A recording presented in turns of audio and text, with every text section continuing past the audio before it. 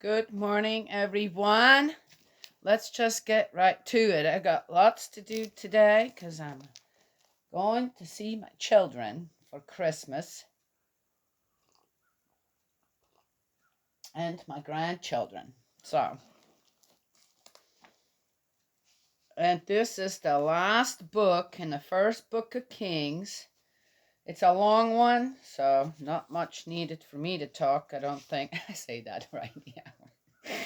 Again, Spirit World's laughing, but okay, it's chapter 22, the last one in the first book of Kings. Thank God. Then we got the second book of the Kings. I just in a group asked, what why do we need kings? Right? Who wants them? Tell me one good king. Tell me one good a king in the Bible that's actually done any good. Okay, a king.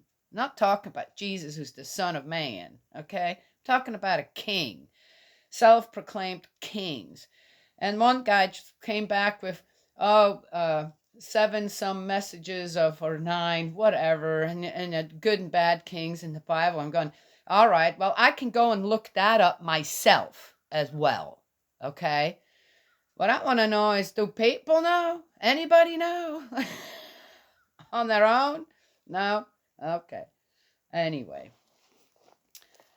I'm going to continue reading. I'm not going to go and check that out because I'm going to continue reading. And then maybe if we come across one, man, we'll mark that one out. Okay? So that's what we're going to do. I don't think people really read the questions that people have, or even when you give some good advice or something, or just kind of share your sentiment about something. I'm not sure why people are offended or get on the defense. I'm not getting that. Why? Why do that? Well, just answer the questions. Just kind of take the advice or don't. Right? Yes? Uh, Anywho. But sometimes people come back with some kind of a thing of it's none of your business. Or when, well, first of all, I didn't get into your business. I did that on my own time in my own space, right? And again, that just tells me, aren't you willing to learn? Just learn something. Huh? If you don't want to learn, just don't say anything, right? Yes? Yeah. Anywho, or come back with another teaching lesson. I will take that. All right. Yep, there I started out talking anyway. So we are in 22. First book of Kings, last book or last passage, last whatever in there, part of 22. Another war with Aram. Oh, okay. Ahab plans a campaign against Ramoth in Gilead. Who's that now? Ugh. There was a lull of 3 years with no fighting between Aram and Israel. A lull. They call that a lull. Hey, there was a lull. Nothing going on. God forbid. Well, could not only be a lull. I have to say, how is this written in here? Tells you a little something went on there. Tells you a little something goes on here. We have a lull. Do we have a lull? No, we don't have a lull. There's wars going on in our world right now. Why? I have no idea. What the reasons? No clue. It's got to be because someone wants to be king, right? Yes? Okay. Anyway, then in the third year, Jehoshaphat, king of Judah, paid a visit to the king of Israel. Oh, they're still having the two king system. All right. The king of Israel said to his officers, okay, so the king of Israel now is Ahab, okay? Just to be clear. And then Jehoshaphat, right, is the king of Judah. All right, okay. Which is also part of Israel, but maybe not at that time. I don't know how they separate it like that. What a silly thing to do. You are aware that Ramoth in Gilead belongs to us.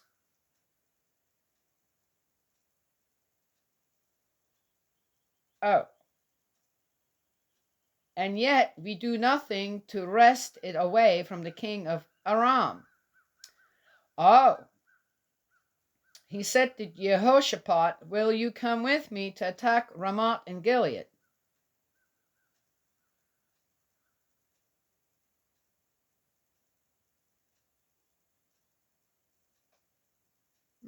Okay. Jehoshaphat replied to the king of Israel, I will be as you, my men as yours, my horses as yours. Oh, you know what? When do people start warring again? Or when do kings need to start a war again? When they have depleted their own people enough that they have to go and look for stuff to loot somewhere else, right? Yes? Okay, gotcha. The spurious, but of course it will be disguised as something else. Like, hey, that's really our territory. We haven't done anything about that. Yeah, you haven't done anything about it. Why? Before? Or even defended it before? Or whatever, but yet they're your people? No, you want what's there. Okay, all right, gotcha. The spurious prophets predict success. Spurious? What the heck does that mean? Jehoshaphat, however, said to the king of Israel, first, please inquire what the word of Yahweh is.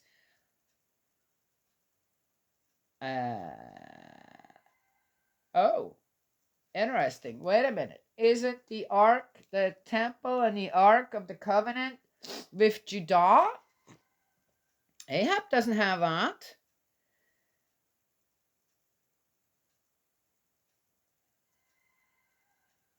Oh, interesting. But that's a good thing. All right.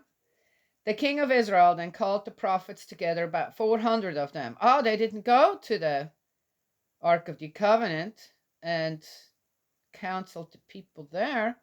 Prophets. I guess they're running rampant now. About 400 of them. Okay. Should I go and attack Ramoth and Gilead, he asked, or should I hold back? Go ahead, they replied, for Yahweh has already given it to the king. Jehoshaphat, which one? Jehoshaphat, however, said, is there no other prophet of Yahweh here so that we can inquire through him? Oh, Jehoshaphat wasn't happy with what they said, so he wants someone else. Ah, yeah, that's what people really do, right? Even when they get God's counsel, really, truly get God's counsel, if they're not happy with the counsel, they do what? Oh, let me just double check and triple check on that. Yes, okay. Yeah. The king of Israel said to Jehoshaphat, there is one more man through whom we can consult Yahweh, but I hate him because he never has a favorable prophecy for me. Well, 400 of them didn't either. I guess he hates them all. He wants to hear what he wants to hear. Well, we all do, don't we? Only unfavorable ones. He is Micaiah, son of Imlah. I hope the king... Who the heck is that now? Micaiah? Son of Imlah. Have we heard of this one before? I hope the king's words are unjustified, said Jehoshaphat. Well, I'm not getting... Why would they... That he has only unfavorable things to say? All right. The king of Israel then summoned a court official and said, bring Micaiah, son of Imlah, immediately. The king of Israel and Jehoshaphat, king of Judah, were sitting each on his throne, wearing their robes, in an open space just outside the gate of Samaria, with all the prophets in a state of ecstasy before them. What does that mean? Zedekiah, son of Kenana,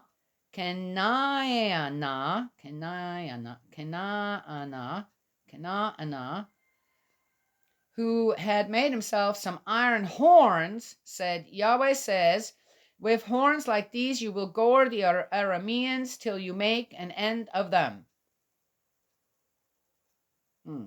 And all the prophets cried ecstatically in the same vein, saying, march on Ramoth and Gilead. Success is sure, for Yahweh has already given it to the king.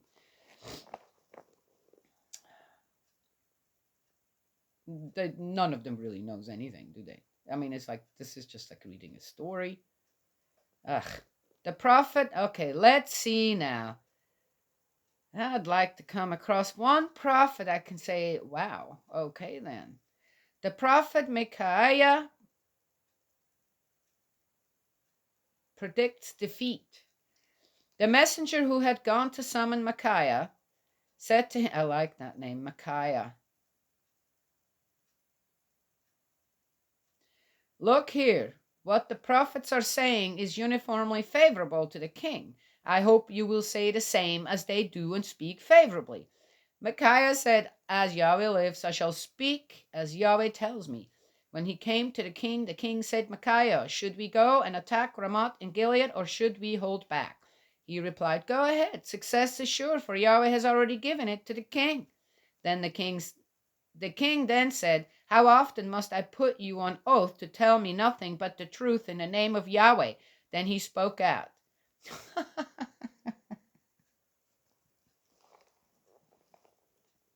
I'll tell you a lie because you don't want to hear the truth, kind of comes to mind. I saw all Israel scattered on the mountains like sheep without a shepherd, and Yahweh said, These have no master. Let them all go safely home. At this the king of Israel said to Jehoshaphat, Did I not tell you that he never gives me favorable prophecies, but only unfavorable ones? Micaiah went on, Now listen to the word of Yahweh. I saw Yahweh seated on his throne, with the whole array of heaven standing by him, on his right and on his left. Yahweh said, Who will entice Ahab into marching to his death at Ramoth in Gilead? At which some answered one way and some another. A spirit then came forward and stood before Yahweh and said, I will entice him. How? Yahweh asked. He replied, I shall go and be a deceptive spirit in the mouths of all his prophets. Yahweh said, You will succeed in enticing him. Go and do it. And now you see, Yahweh has put a deceptive spirit into the mouths of all your prophets here, for in fact Yahweh has pronounced disaster on you. Zedekiah son of Jenaniah then came up, struck Micaiah on the cheek, and said, Which way did Yahweh's spirit leave me to speak to you? That is what you will find out. Micaiah retorted, The day you go from room to room trying to hide, the king of Israel said, Seize Micaiah and hand him over to Amon, governor of the city, and Joash, the king's son, and say, These are the king's orders. Put this man in prison and feed him on nothing but bread and water until I am safely home. Micaiah said, If you ever do get home safely, Yahweh has not spoken through me. So you speak the truth, and what you get? Persecution and judgment and death. What did I say? Just a little trying to give people some advice. Yes? They don't like to hear what you have to say. What do they come back with? Instead of, you know what? You're right. Why can't people just admit when they come across someone really good that says, hey, how about? Why not just say, that's actually right? Rather than, no, don't mess in my life, in my business, with my this or that. Right? Not acknowledging when you're actually doing something wrong that you can easily fix. A lot of things can very easily be fixed. It doesn't take a rocket scientist to do so. Here, I find this so interesting on how, again, first of all, Micaiah didn't show up there voluntarily. Right? They forced him to come. Then they forced him to speak the truth. Right? Micaiah probably already knows, well, if I'm going to tell them truly what God said, I'm probably going to end up dead because that's not what they want to hear. Right? Yes? Well, we know Micaiah isn't the only one. Many have died at the hands of kings because they didn't want to hear. Yeah? They didn't want to hear. Didn't want to be told. Sadly, it keeps going on and on and on and on because the supposed fear mongering that's going on about God to the people and what he says and how you're going to end up isn't true either. And it's not happening. The consequences that these prophets are letting everyone know is going to happen aren't happening, are they? Huh? So of course you start to lose. Well, okay, no justice done here. Right? Yes, that's because that's not how God works, people. We have free will. That will never be taken from us. All right, next. Ahab falls, at Ramoth in Gilead. The king of Israel and Jehoshaphat, king of Judah, marched on Ramoth in Gilead. The king of Israel said to Jehoshaphat, I shall disguise myself to go into battle, but you put on your robes.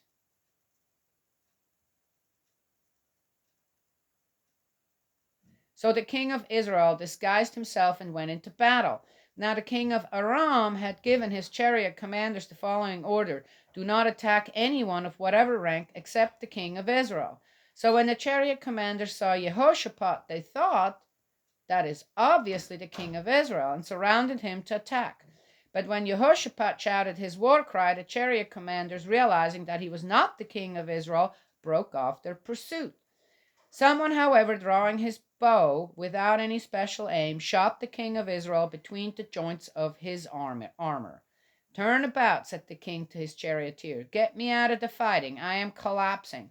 But the battle grew fiercer as the day went on, and the king had to be held upright in his chariot facing the Arameans, the blood from the wound running into the bottom of the chariot, until in the evening he died. At sundown a shout ran through the ranks. Every man back to his town, every man back to his country. The king is dead. He was taken to Samaria, and in Samaria the king was buried. They washed the chariot at the pool of Samaria. The dogs licked up the blood, and the prostitutes washed in it. Ugh, what? Why would prostitutes wash themselves in that blood? That's gross. In accordance with the word with Yahweh, which Yahweh had spoken.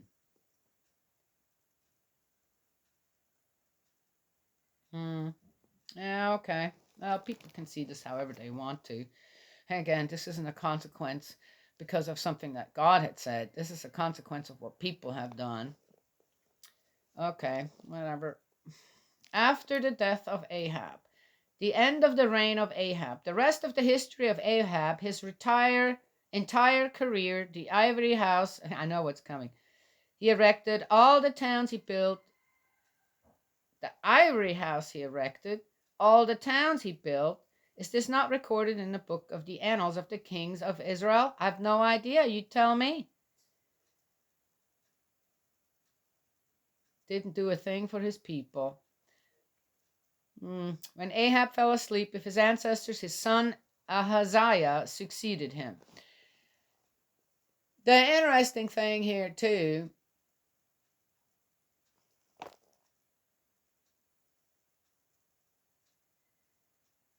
when God said, well, when Micaiah